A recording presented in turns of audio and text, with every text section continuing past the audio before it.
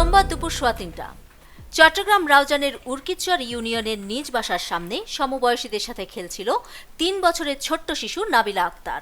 তখনই সেখানে এসে থামে একটি সিএনজি অটোরিকশা।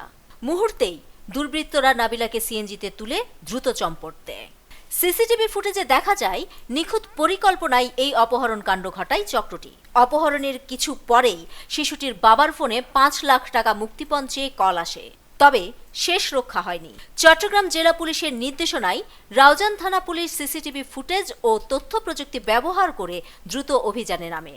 সোমবার দিবাগত রাতে নগরীর বাইজিদ বোস্তামি এলাকা থেকে অপহৃত নাবিলাকে উদ্ধার সহ গ্রেফতার করা হয় শিশুর প্রাক্তন খালুসহ 3 অপহরণকারীকে। গ্রেফতার মোহাম্মদ রুবেল, জাহেদ ও মনসুর এর কাছ থেকে জব্দ করা হয় অপহরণে ব্যবহৃত সেই সিএনজি অটোরিকশাটিও। এই ঘটনায় বর্তমানে নারী ও শিশু নির্যাতন দমন আইনে মামলা করা হয়েছে বলে জানিয়েছে পুলিশ।